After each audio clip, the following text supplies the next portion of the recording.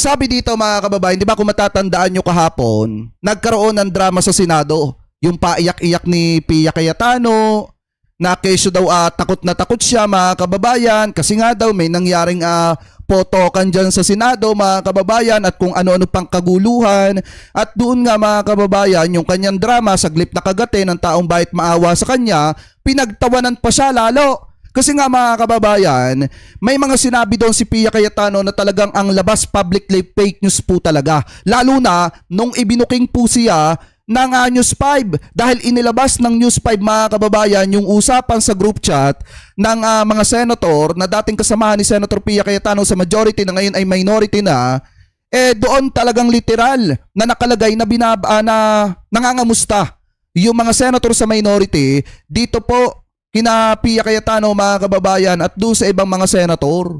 So ibig sabihin, fake news yung sinasabi ni Pia Cayetano na hindi po siya kinukumusta. So ngayon, ito yung sabi ni Senator Ping Lacson patungkol po dun sa drama ni Senator Pia Cayetano. Sabi po dito mga kababayan, binweltahan ni Senator Ping Lacson ang naging pahayag ni Senator Pia Cayetano na naglabas ng hinanakit dahil hindi umano kinumusta ng minority bloc ang mga mambabatas na naipit sa naganap na putukan sa Senado noong May 13. Banat ni Lacson, paano kukumustahin ang mga senador kung masaya naman silang nagkakape, nagkakainan at nakakapag-live pa daw sa Facebook?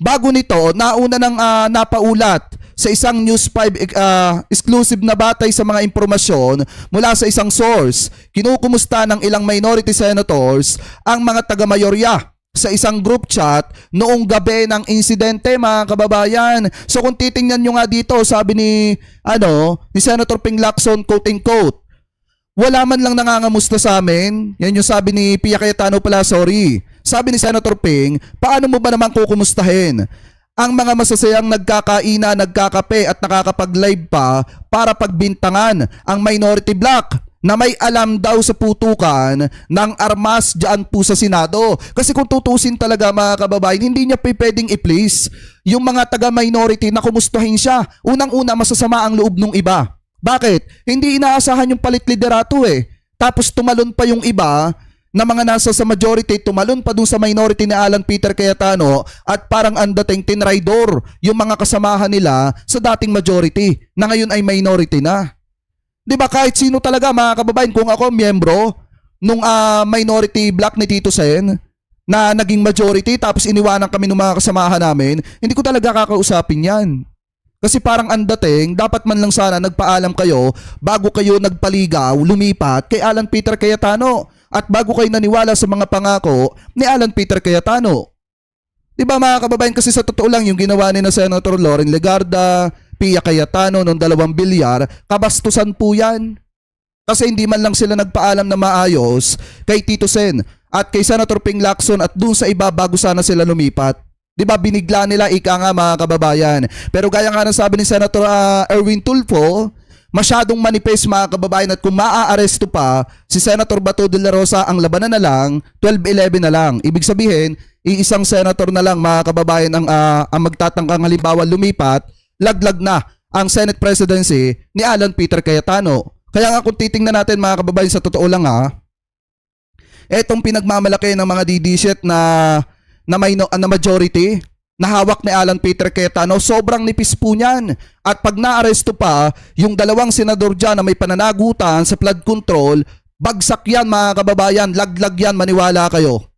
Diba? Laglag na laglag yung mga senator na yan sa majority ni Alan Peter Cayetano. Kaya nga ngayon mga kababayan, ito para sa akin tama itong sinasabi ni Senator Ping Lacson kasi masyadong fake news peddler talaga yung galawan ni Pia Cayetano na ginamitan pa ng paiyak-iyak. Bakit natin nasabi? Kasi kung titingnan nyo, ito inilabas mismo ng News 5 kagabi. Ano yung sabi dito? Basahin po natin Yan. News 5 exclusive.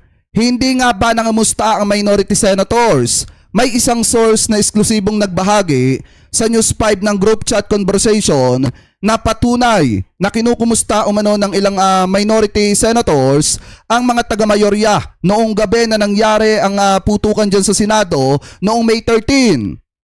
Napaluha si Pia Cayetano sa Senado nitong Miyerkules, May 20 dahil hindi man lang daw siya kinumusta ng mga senador sa minority matapos ang gulo sa Senado. Nakiusap ang source na huwag nang ipakita ang mismong screenshot ng group chat at isa publiko ang pangalan ng mga senador. So ngayon kung titingnan nyo mga kababayan, ang nakalagay talaga dito, May 13, 2026. And then kita nyo nga, ipinagdadasal pa ng mga taga-minority na senators etong kaligtasan ng kampo ni na Alan Peter Cayetano, ni na Pia Cayetano at nung iba pa na mga naando dun sa majority mga kababayan, kahit alam naman siguro ng mga senator sa minority na ang nagplano nito allegedly ay mga taga-majority lang din para gumawa ng drama at kaguluhan po dyan sa Senado. So yan, isang patunay na kinukumusta mga kababayan etong si Pia Cayetano. Kaya talagang yung lakaran nila mga kababayan, yung pag-iyak-iyak ni Pia Cayetano saglip na maawa ang taong bayan, pinagtawanan pa siya. Kasi talagang literal mga kababayan na fake news yung ginawa po ni Pia Cayetano. So ngayon ituloy po natin ito. Dito sa nakita po nating interview ni Senator Erwin Tulfo mga kababayan dito po sa ANC. Sabi po dito, Erwin Tulfo, minority members reach out to majority during gunfire incident in the Senate mga kababayan. So ngayon ito, pakinggan po natin. Senator Pia Cayetano's colleague refutes her claim no one from the minority checked up on them after last week's shooting incident. Senator Erwin Tulfo says his fellow members from the opposition bloc extended messages of concern as tensions unfolded. He also believes Cayetano's frustration was misplaced. Pakinggan nyo Nag-chat si Senador Camille na we are all okay here. 9:55, I think po yun, 9:55. Sunod-sunod na po, sumagot po Keep Safe, sumagot po si Senator Sherwin, sumagot po si, marami po sumagot, pati po ang inyong lingkod, tinabi ko praying for you, praying for all of you there. Si Senator Bam, sabi niya, keep safe guys. So may mga nangumusta po sa minorya sa kanila, baka hindi lang po nabasa ni Senadora Pia yung yung group chat namin. Siguro sama ng loob niya na bakit itong mga minority wala dito, nandito kami, nangyari ito. Actually, ang dapat pong tanungin yung SP, sinabi niya may caucus all members, minority at saka majority. Okay. Pagkatapos po, bandang alas 5, binawi niya po yun. Yeah. Di may kasalanan niya si Alan Peter Cayetano. Kasi kung tutusin mga kababayan, hindi naman aalis ang minority kung isinama po nila sa caucus. Kasi nga nung umaga, sinabihan daw ni Alan Peter Cayetano itong mga senator ng minority na magkakaroon ng caucus, both itong majority at saka minority. Pero nung bandang alas 5, binawi daw ni Alan Peter Cayetano yon. Ngayon mga kababayan, ito tingin ko talaga dyan baka kaya siguro sinolo ng majority yung caucus kasi alam nilang magkakaroon ng ganitong kaguluhan dyan po sa Senado. Yan ang tingin ko dyan mga kababayan, personal opinion ko po ito. Baka napagplanuhan na yung pagtakas ni Bato de la Rosa, kaya siguro sinolo nila yung caucus mga kababayan para walang taga-minority ang makakita ng plano nila. Ano po ngayon, ituloy pa natin. Siguro po yun po ang pinaghuhugutan niya na wala po galit po, wala man lang mga kaming kasama dito, kami lang ang nagkaputukan. Ano po ang gagawin namin? Hindi naman po kami invited. Alam nga ba naman mag-gate crash po kami sa meeting po nila. Tama. Po nila yun. The Senate Impeachment Court gives Vice President Sara Duterte until June 1st to respond to the articles of impeachment. Meanwhile, Senator Pia Cayetano is now the new head of the powerful Senate Blue Ribbon Committee. RJ Cruz with details. Senators held a closed-door meeting to map out a potential calendar for the upcoming impeachment trial of Vice President Sara Duterte. Wanting absolute transparency, Senator Erwin Tulfo moved to make the schedule public. So yan, ibang usapin na yan mga kababayan, pero maliwanag po kasi dito, masyadong unfair yung accusation sa minority na parang ang dating may kinalaman sila sa ganitong kaguluhan, parang ang dating sila yung pinagbibintangan. Kung tutusin naman talaga mga kababayan, wala pong kinalaman dyan ang minority. Kaya nga yung drama ni Pia Cayetano kahapon mga kababayan, saglip na paniwalaan ng taong bayan, pinagtawanan na lang. Kasi wala naman nga talagang kwenta. Para sa akin din mga kababayan, in my personal opinion, wala naman talagang kwenta yung paiyak-iyak dahil kung titingnan naman po talaga natin, talagang literal na fake news. Biruin mo, saglip na maawa ang taong bayan, 'di ba? Dahil nga may nag-iiyakan ganyan dahil takot na takot daw, biglang na-realize ng mamamayang Pilipino na bakit ka mag-aalala sa mga tao na yan, sila nga ang nagpasimula ng kaguluhan na yan. Dahil kung, eto mga kababayan, tingnan nyo dahil kung hindi nila pinangarap na sungkitin ng patraidor yung Senate presidency mga kababayan at kumbinsin si Bato de la Rosa ang pumasok, kahit alam nilang may arrest warrant, hindi magkakaroon ng takbuhan dyan sa Senado, kaguluhan, sigawan, putukan mga kababayan at kung ano-ano pa na batuhan ng putik. Kung hindi nila patraidor na sinungkit yung presidency. Ang problema mga kababayan, etong si Bato masyadong nagtiwala sa magagandang salita ni Alan Peter Cayetano. Kaya ang ending, dapis na siyang malagay sa alanganin. Kaya nga kung tutusin mga kababayan, etong sinasabi ni Pia Cayetano talagang talagang dapat hindi talaga pinapaniwalaan ng taong bayan kasi literal na fake news po talaga yan. Tama yung sinabi ni Senator Ping. Paano sila gaganahang kumustahin? Etong mga taong ito mga kababayan, kitang-kita nyo naman sa mga live stream nila na talagang masasaya sila.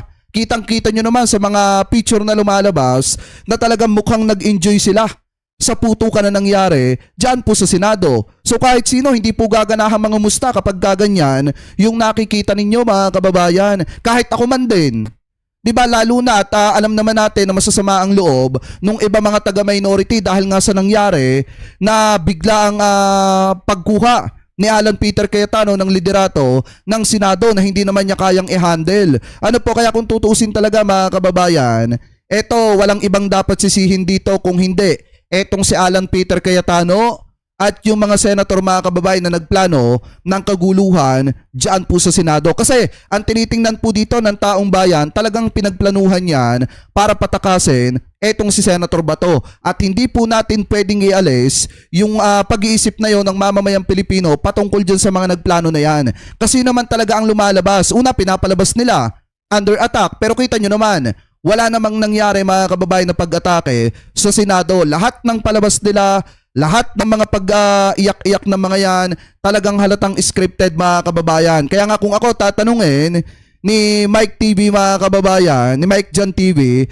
kung sino yung nag-director nito, nagplano nito mga kababayan, dapat itanong natin doon sa Senate President na nakaupo dyan po sa Senado. Anyway, mga kababayan, kung kayo po ang tatanungin, ano po masasabi ninyo hingil po sa mga dramang yan na nangyari sa Senado na kung saan sinoplak ng matindi ni Senator Ping Lacson mga kababayan itong si Pia Cayetano dahil po sa kanyang pagdrama-drama dyan sa Senado mga kababayan, pag-iyak-iyak, pero doon sa mga picture na nagdaan sobrang saya po nila at nag-i-enjoy pa ata sila doon sa nangyaring putukan mga kababayan. So kayo po, comment below na lamang po kung ano po masasabi nyo hingil po dyan. Pegador, wala kang kawala. Pegador, kayo ay maganda. Pegador, galit sa masama.